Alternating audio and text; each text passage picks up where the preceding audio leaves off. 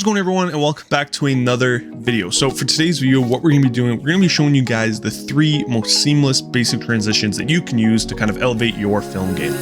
Now that I'm looking back, I can see all the signs I tried to fill in the cracks that were spreading in my mind, but I was all out of hope, lost in an endless maze. The emptiness had afforded. Right, so me and Miguel went out, we recorded a few things to kind of obviously show you guys in editing how we do these transitions and kind of show you really how easy they are, because some of them are super easy. If you do need more, obviously more in-depth tutorial, this is going to be very kind of broad and just going over a few of them. But definitely leave a comment down below if you'd like to see more, and any transitions you need help with to kind of figure out, we can definitely help out with that as well. So let us know. Right, guys, so we are here now on Premiere Pro. We have Premiere Pro open, and it's now time to show you guys how to do these transitions and kind of show you how easy they really are to do. So we're going to start off with the match cut. So what you want to do, essentially, the overall idea of it is start your frame off with whatever you want, start your shot off with whatever you want, and then at the end, you want to fill it up with a color. So it doesn't have to fill up the entire frame. I find it looks best when you do, but you just have to fill up that frame, and then you're going to, on your next shot, you're going to start off with that same color or whatever it was, and then you're going to move out of that color. So I know it's a little confusing, but I'll just kind of show you.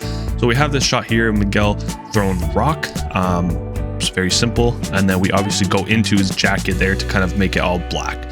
So it didn't go all black. So what we did, we just added a bit of a fade in at the end just to make it go completely to just darkness. So then we have our next shot here where we're starting off, instead of ending with it, you're starting off with that frame fill, and then you're gonna move out into your other shot. So if you play it all back, it looks something like this. Next, we're gonna go into the whip transition. So for the whip transition, you've definitely seen this everywhere. It's nothing new here, but some people, obviously, I remember I had to look up how to do it. So, I mean, definitely not something, you know, it's not something to be ashamed of. If you don't know how to do it, it's very simple to do, so you're going to learn today.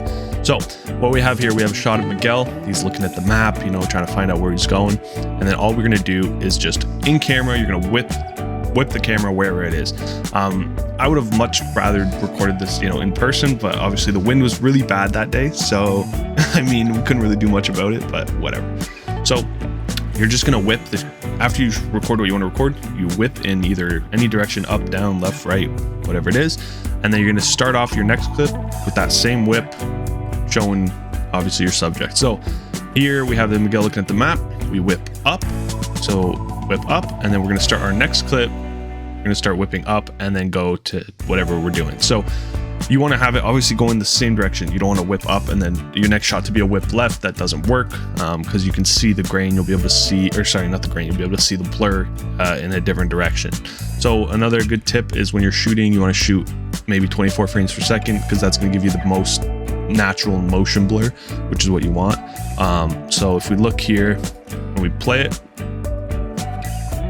boom, just like that. Super easy to do. Just cut it right at the point where the kind of the blur is at its maximum. It's right in the middle of that transition. You're gonna kind of cut it, and then you just put them together. Like nothing else was done here. You just cut it, put it together, and then you get something like this, which looks really good, especially in B-roll. Probably one of my favorite transitions to use because it's super easy to do. So next up, we have the masking transition. So for this one, it's a very nice transition. Probably one of my favorites to use. It just takes a while. It takes a long time to do, especially if you want it to be perfect. And that's what's going to be, that's really what's going to determine how long it takes, is how good you want your mask to look. It's going to take more time, obviously, if you want it to look better. So we've already done this, but I'm going to kind of show you guys here on just quickly how to mask. So you're going to go here. We're going to find the first part where our frame that the tree obviously shows. So on this side of here, and like where the clip's going to be showing here. Okay, so what we're going to do, we're going to go to opacity. You're going to click on draw mask, and then all you're going to do is kind of just fill up this here. So this shot here, it's something that's out of focus and blurred up. So what you want to do, you want to make sure that obviously your feather, So your feather is going to basically determine how harsh that mask line is. So if it's something super out of focus, you want to definitely bump up the feather, because that's what's going to make it kind of, you know, to give it that blurred effect that you shot that looks natural. So here we have the mask. What you want to do, this isn't what obviously we want this part to be showing. So what you're going to do, you're going to click inverted. All right, boom, just like that. You're going to click mask path. You're going to click a keyframe on that, opacity and expansion. Leave feather alone, because it's going to mess you up later if you're trying to change the feather of the whole mask. So I just leave that just like that. And then we're going to click mask again to bring back our key points here. And then just like this, we're going to go back a frame where it wasn't in frame, and then we're going to take the mask off. So now if we go forward a frame, it moves with it. And all you're going to do now is just go frame by frame and just keep moving this over. All right, so after everything has been masked, again, that was super rough. I just dragged the mask over, but you can see here, bump the feather up to give it that blurred effect on the tree. But this is the final result. So let's see here.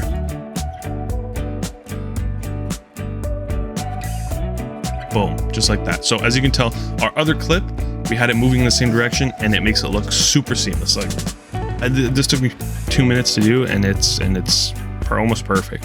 And it looks really good. So that movement of moving the camera in the same direction in your next clip, that's going to help you a lot, make everything a lot more seamless and look just, it's the little details that matter in this kind of, you know, in filmmaking in general. All right, guys, so that is everything. So I hope you guys enjoyed the video. It was a lot of fun to do. And again, this was very rough, kind of just going over the transitions. But if you do want an in-depth tutorial on any of these or any other transitions, just let us know in the comments, and we'll be more than happy to help out. But for now, it kind of gives you the basics, and I'm sure you'll be able to kind of make some bangers with these transitions. So yeah. That's it from me. If you guys like the video, make sure to like, comment, subscribe. It helps us out a lot. And be sure to come back next Monday with another video because we upload weekly. So yeah, we will see you guys next Monday with another video. Peace out.